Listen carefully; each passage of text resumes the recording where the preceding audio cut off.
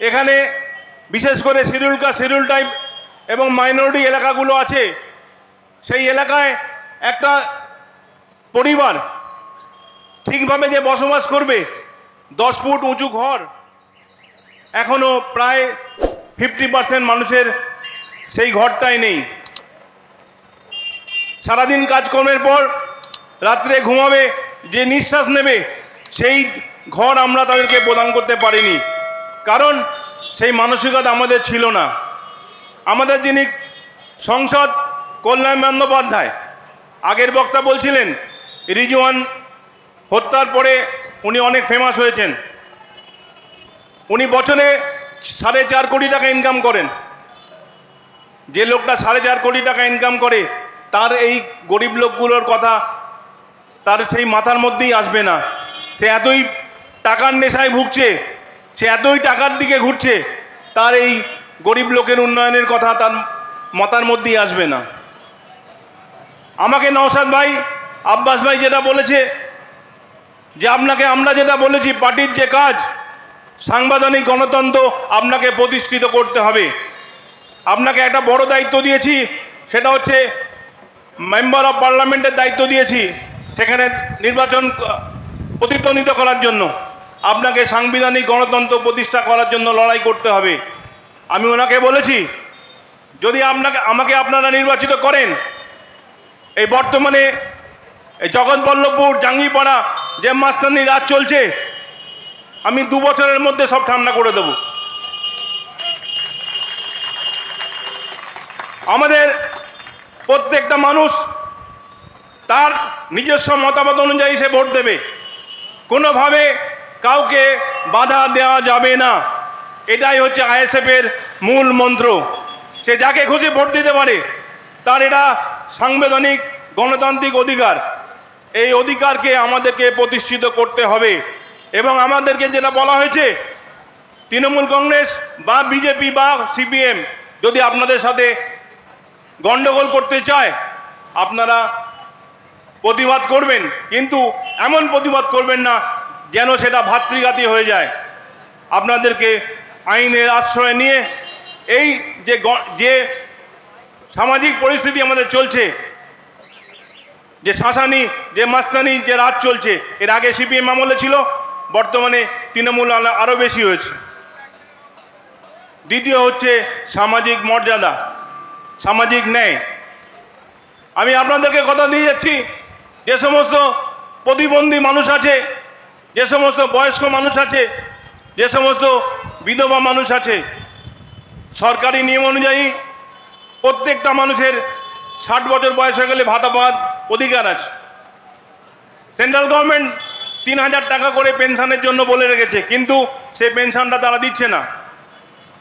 আমি আপনাদেরকে অ্যাসিওর করতে চাই যে আমাকে যদি নির্বাচিত করেন, আমরা 1 বছরের মধ্যে সমস্ত এই যে গরিব, দলিত, যে আদিবাসী যে মায়া বোনেরা আছেন, যারা বিধবা, প্রতিবন্ধী এবং বয়স্ক আছে, তাদের পেনশনের আমরা ব্যবস্থা করব।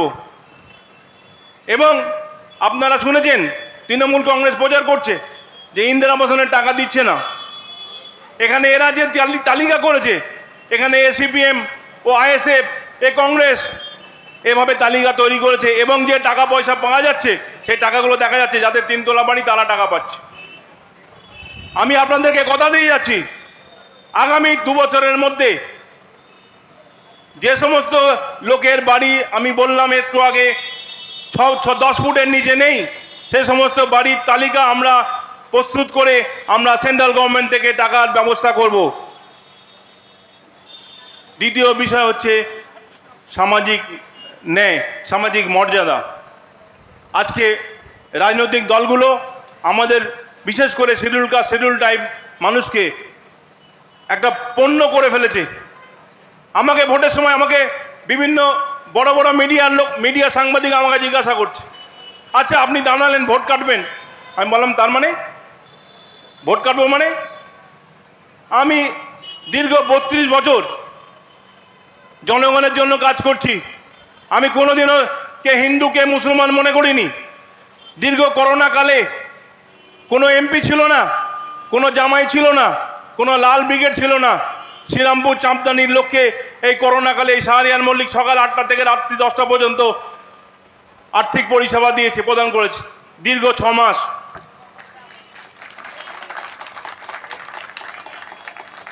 তাই আমি বলবো এখানে হিন্দু মুসলমান বিষয়টা আমাদেরকে সবচেয়ে বেশি পীড়াদা দিয়েছে যে আমরা যে মানুষ, আমরা এই ঈশানগরী যে মার্কেট আছে, আমরা যারা হিন্দু দোকানদার আছেন, আপনার দোকানে যদি কোনো মুসলিম ভাই না যায় আপনার দোকানটা চলবে?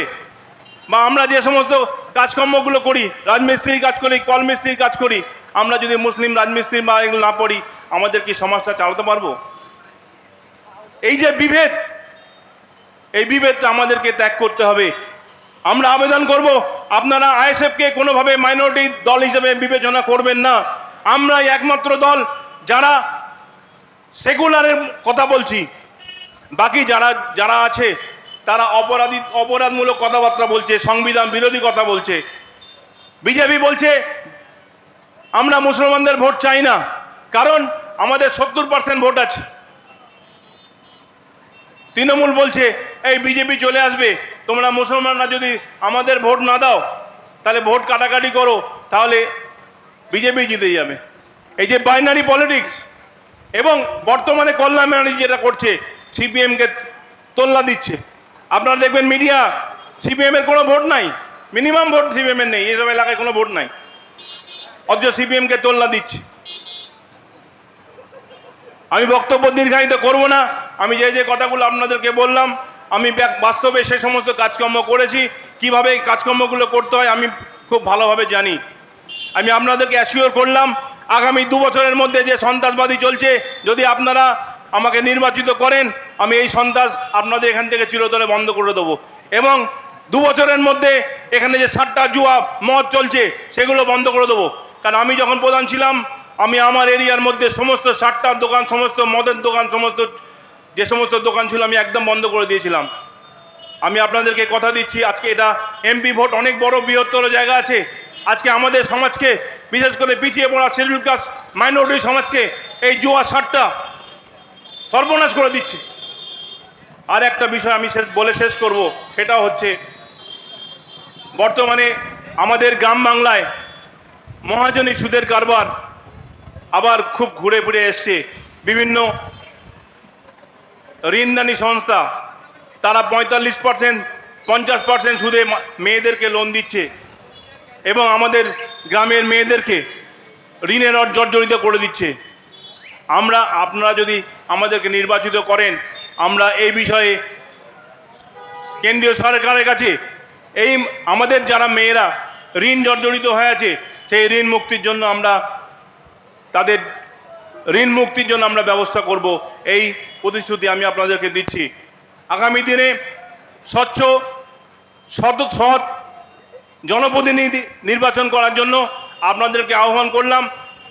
আইএসএফ, ইন্ডিয়ান সেকুলার ফ্রন্ট যে কথাগুলো বলছে, সামাজিক গণতন্ত্র, সামাজিক ন্যায় এবং মর্যাদা, যেটা আজকে আমাদের লজ্জার বিষয়, দীর্ঘ 77 বছর পর আমাদেরকে এটা বলতে হচ্ছে, এটা আমাদের লজ্জার কথা। যারা ভোট চাইতে আসছে তাদেরকে এটা জিজ্ঞাসা করবেন, 77 বছর আপনাদেরকে, কাউকে 30 বছর, কাউকে 35 বছর, কাউকে 24 বছর, এদেরকে আমরা 13 বছর দিলাম।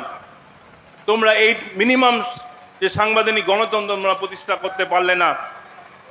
এই কথা বলে সকলকে আন্তরিক অভিনন্দন জানিয়ে আগামী 20 তারিখ আমাকে খামচিনে আইএসএফ প্রার্থী হিসাবে নির্বাচিত করে সংসদে পাঠাবেন এবং আমি ব্যক্তিগতভাবে আপনাদের সঙ্গে যোগাযোগ করে আপনাদের কাছ থেকে আপনাদের সমস্যা অবহিত হয়ে আপনাদের জন্য কাজ করার অঙ্গীকার করলাম।